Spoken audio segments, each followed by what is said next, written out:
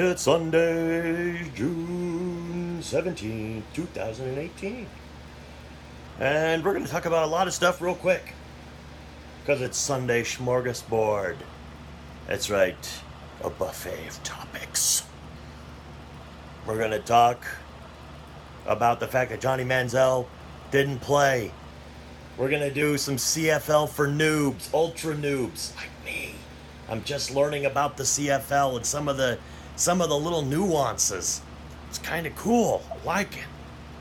And we're going to talk about Channel's health. And we're going to talk about, there was another thing I wanted to talk about. But we're going to talk about some stuff. We're going to talk about, Pillars of Eternity. So the first thing we're going to talk about real quick is the Channel's health, which is actually doing very well. 1,447 views on 188 videos. I did 16 videos this week. 16 videos because of E3. I think going forward, the channel's going to have two major weeks, and that's going to be NFL Draft Week and E3 Week. These are two of my favorite weeks, so I have a feeling that going forward, I'm going to find a way to specialize those weeks a little bit more. But yeah, 16 videos, and probably 13 of them, 12 or... No, I'd say about 11 or 12 of them, because I did 3 sports videos yesterday with my buddy Sean. So probably about 10 or 11 of the videos were done on E3 or video game related. So, but we made 16 videos and picked up 204 views. That's by 80 over my next best week, which was 124. So it was awesome. We picked up another subscriber, up to 22. And like I said, 16 videos. So let's go into this. Johnny Manziel did not play. A lot of the reason that I got kind of interested in this is to see how Johnny Manziel would do up there. And he didn't play. Now, I get it. He came in pretty late, probably into the training camps and whatnot, and he's got to learn offenses and learn all these things. You don't just jump right in. I don't care what it is. If it's a professional league, you're not just going to jump in without knowing how to, knowing all the nuances of the offense and everything. So Johnny Manziel not starting in the first game of the season and not even playing is expected. It should be. Canadian football is very different from the NFL by what I've seen. It's a bigger field. It's a faster game, it feels like. It's definitely a little bit more wide open. So it's going to take some getting used to. So I'm sure Manziel's got to get used to it. In the preseason games that he played well. But Jeremiah Masoli is the guy that actually got the starting job. Jeremiah Masoli was 25 of 36 for 344 yards. Threw an interception, no touchdowns, which seems odd. It seems like touchdowns would be the easiest thing to throw in that league, because the end zone is actually 20 yards deep instead of just 10 yards deep like in the NFL.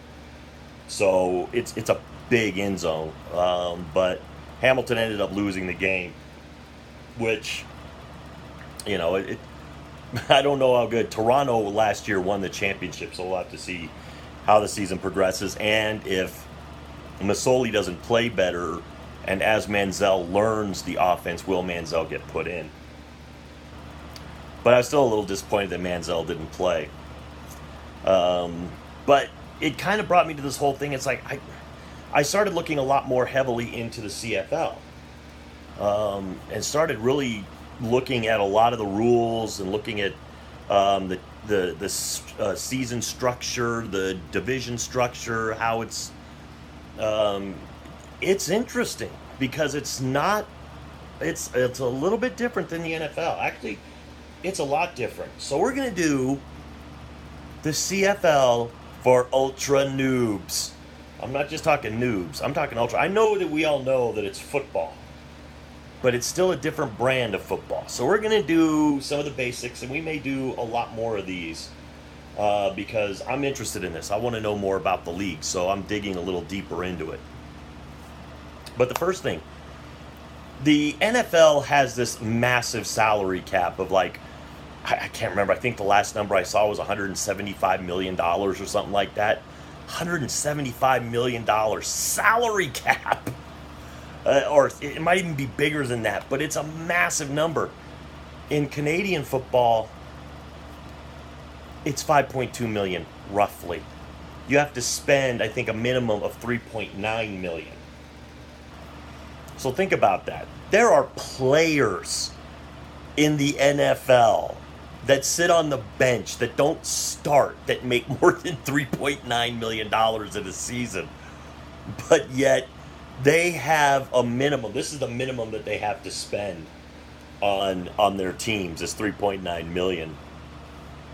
I thought that was pretty interesting. So I'm going, wow. So you're talking the whole league, all 9 teams, really only have to spend a little under $36 million. About $35.1 million is all they have to spend. Now here's the thing. Here's the kicker. Some of these teams are not publicly owned teams or publicly traded, and they don't have to divulge their numbers. But they say that the CFL makes anywhere from $150 to $200 million. So the players are getting roughly, if it's $150 million, they're getting about 30%, 35% of the money? Less?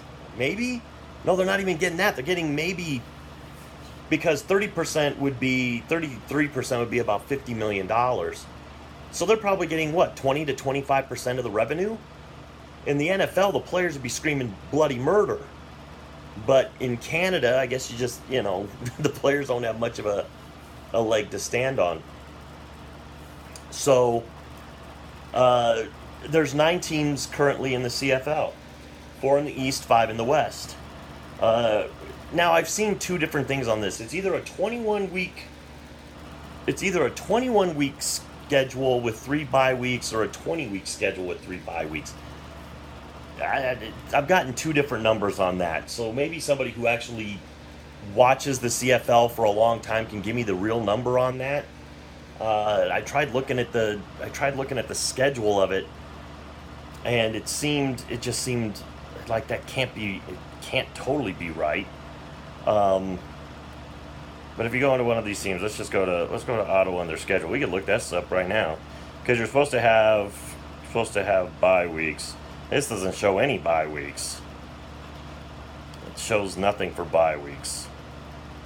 Because, I mean, they're playing pretty solid. I mean, there's a bye week there probably, so that's 1 bye week. There may be a second bye week in there and the third bye week. Looks like there's 3 bye weeks in there. It looks like there's probably about 3, maybe 2. I don't know. I'd have to really analyze that, but I think it's 2 bye weeks. It might be 3. Maybe the new rules are 2 bye weeks on a 20-week schedule. But they play 18 games, 18 regular season games. So I started looking at where these teams are located. The West is a lot more spread out than the East. If you look at the East has Toronto, Hamilton, I think it's Toronto, Hamilton, Montreal, and I got to figure out what the other team was. I forgot the other team in this. Ottawa. So Ottawa, Toronto, Montreal, and Hamilton. If you look at the average travel, or the travel distance between the 2 furthest away, which is Montreal and Hamilton, it's about 500 and some kilometers. I think or 600 and some kilometers. If we go into this real quick. But this is what's annoying about my phone. But if you look at this, okay, so the distance between Montreal and Hamilton, Ontario is about 607 kilometers, which is roughly about 350, 360 miles. That's driving distance. Flying distance is a lot less because you don't have to take the turns and everything like that. But the flying distance is about 558 kilometers, with about 347 miles. Not bad. By car, between Hamilton and Montreal, it's about a 6-hour drive.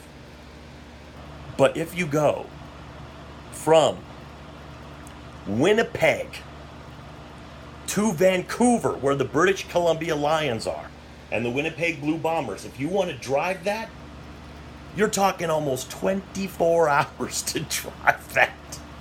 24 hours! That's how spread out the teams in the West are. They're just spread along this big long line. It's, they are by car 2,321 miles apart, or kilometers apart. By airplane, they're 1865 apart, but they're 1159 through the 1159 miles, but 1865 kilometers.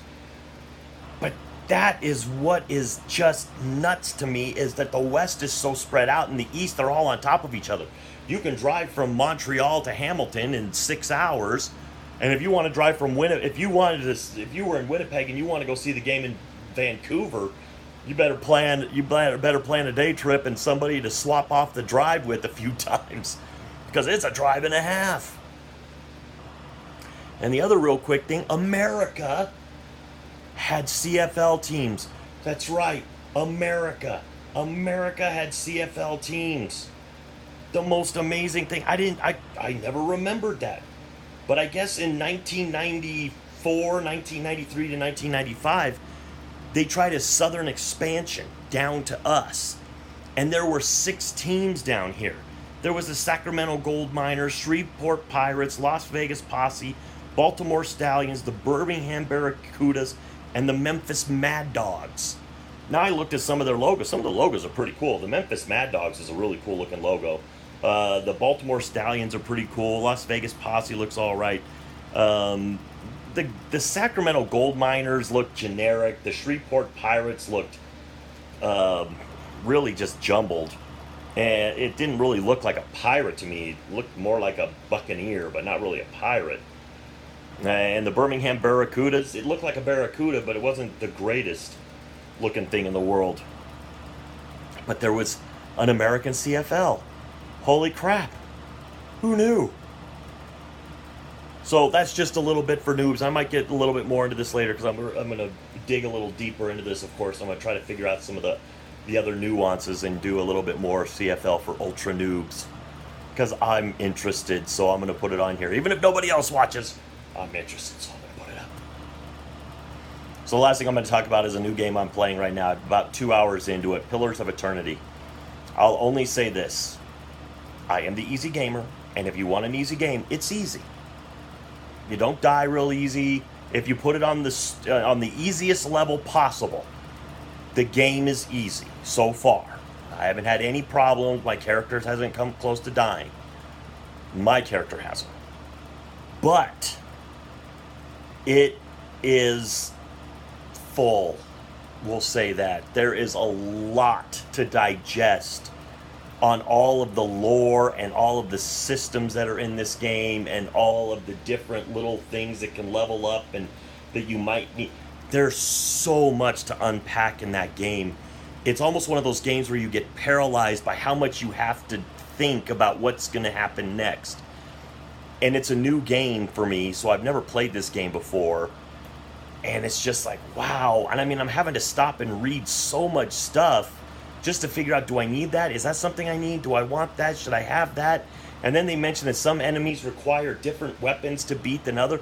So it's like I can't just have like a sword that kills everything. It's like I might have to have, because it doesn't result to stabbing weapons or cutting weapons, so I might have to have a club.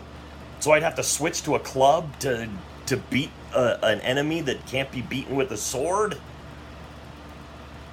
But there's so much to unpack. Right now, I'm getting into it. I like it right now because, yeah, the combat is easy for me because I have it on the lowest level. But it's still, it's not the easiest game to get into. But I'll come back to this game later at another time and talk a little bit more about it. But what do you think about Manziel not playing? Do you think he will play sometime this year? Do you want to know more about the CFL, or if you're watching this, or you're going, I already know all that stuff. That's basic information. Hey, let me know down in the comments below if you want me to talk more about Pillars of Eternity. You got no choice. I'm going to do it anyway because I want to talk more about it, but I got to get deeper into the game. So, with all that being said, to the troops, past, present, future, thanks for the freedom.